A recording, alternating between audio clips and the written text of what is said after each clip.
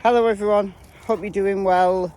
It's Michelle here, and it's very wet this morning. It's rained all night, so there's that, but it's quite warm. It's a balmy 10 degrees C. I think that's quite warm. You might think it's freezing, I don't know. So this morning, I want to talk about Candus and Don. But before we get into that, let me just mention this really important news that Larry Millete, who's the husband of Maya, after 9 months, he has been arrested for her murder. There's no body. What the San Diego County DA said is very interesting. I'm going to put the segment of the press conference where the DA spoke. I found very interesting. Now, obviously, that's an ongoing investigation, and she couldn't give too much away. Something that's relevant to Summer Wells is something that DA said, and it's very, very true. It's true in any situation where you've got a missing person who has just disappeared off the face of the earth, and they just haven't been seen or heard from since. So we've seen this with Suzanne Morphew. We've seen Barry arrested after almost a year to the day since Suzanne disappeared, and Barry was arrested. And he's now going to trial, and there's still no body. So if Summer is never found, it doesn't mean to say that justice won't be brought on the people who were responsible. And what the San Diego County DA said was what they look for in these cases isn't proof that they're dead. They look for proof of life. And in an adult, I think that's easier than in a child, because in an adult, we live in a digital age. How would you be living if there's no activity in your bank? What are you living on? So if there's no proof of life after 9 months or a year, and there's a build-up of other evidence, circumstantial obviously, but a build-up of it, arrests can and will be made. So in relation to Summer's case, now Summer didn't have a bank account. She was 5. She didn't have a cell phone. She was 5. But I think part of the TBI investigation will be, is there any evidence of proof of life? And if there isn't, plus there's a lot has amassed over the last 4 months of circumstantial evidence, then don't think that those responsible won't be arrested, because they will. So I'm hoping and praying that the TBI, in their silence, is getting all their ducks in a row. But it is going to be a long journey. We need to be patient. It might take 9 months, it might take a year, but arrests will come. Who are the main suspects? Who has amassed a vast amount of circumstantial evidence against them in things that they've said and done? Well, of course, it's the people closest to Summer. It's the parents. Everyone's still a suspect, says Sheriff Ronnie Lawson. Well, Don has made himself incredibly suspicious by his behaviour. And yeah, his new YouTube channel, he's trying to get, people on his side now. He's been to California, cleaned up his image. But that's too little too late, because it's the behaviour that was going on 4 months ago when Summer disappeared that's important. And Candus was there. Candus was there.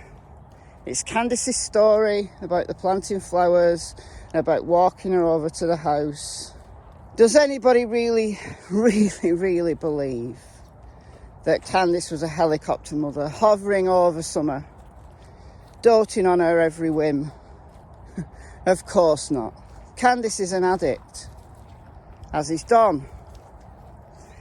And I found an interesting video, very interesting video. Somebody posted it in my Facebook group. And if you'd like to join my Facebook group, the link is in the description box of any of my videos. All you have to do is click on the link and request to join. And we have some really, really good discussions. And you guys in the group have become my eyes because the internet's a big place and I'm just one person. So, you know, there's 2,000 people now in that group.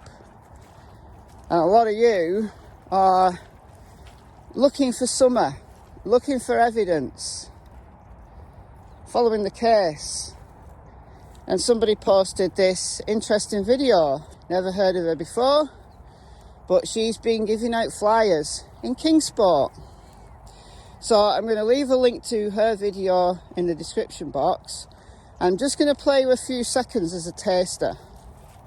But please do go over, watch that video, it's really interesting. And it shows that there are boots on the ground. And it shows what people are saying when Summer's case is brought up to them. But listen to this. I would volunteer for classwork days and stuff, and she'd come in and she'd fall asleep sitting there and like, we'll fall out of her chair. Fall out of her chair and fall asleep? Wow. Yeah, she yelled a lot. Her kid was at the same school as Summer's brothers. Before that particular school closed down, she used to go and volunteer at that school. And Candus was there sometimes. And Candus would yell a lot. She looked wasted. She fell off a chair. She was that wasted. I mean, addiction is complex. And if you didn't see my video yesterday about the psychology of attachment disorder, DV, and a whole multitude of things that relate to it, I laid it all out. So if you were put off by the title, you know, thinking it was too academic, go and watch it, because I really laid out what's going on in Candus's life, and because of that, what was going on in Summer's life and what behaviours Summer might have been displaying at a, you know, that very young age because of neglectful, just bad parenting. So go and check that out, please. I mean, addiction is severe when you can't even stay sober, when you know you're going to your kid's school, you know, I don't know, to do an activity or something, and you fall asleep and you fall off a chair. I mean, doesn't it just remind you of Little Red Riding Hood in church, asleep? You know, get your act together, girl. And although I have sympathy with people who've had incredibly hard lives like Candus has had, it is time to take responsibility for your children. So it begs the question, 4 months ago, did Candus fall asleep? Have we been overthinking the situation? Is it as simple as Candus falling asleep? Or is it as simple as Candus getting mad because she's got anger issues? She can turn her mood in the flip of a coin and something really bad happened. We have to ask that question, as I'm sure the TBI are, because domestic violence isn't just against your intimate partner. Family violence affects everybody in that family, human and non-human members of the family. We've heard reports of the boys shooting the dogs with BB guns. What the hell? Were those boys disciplined when the dogs were shot? Is that just a rumour? Or is this something that was going on? It's just very, very bad parenting. It's not the helicopter mother, the tiger mother, hovering over ready to defend her children. No. Nah, sorry, it isn't. So, go over and watch that video and let me know what you think in the comments below. I've been Michelle. I hope you're doing well. I'll see you in the next video, and it's goodbye from... Both of them have disappeared. Miss Tillington and Miss Cassie Springer. I'll say goodbye in their absence.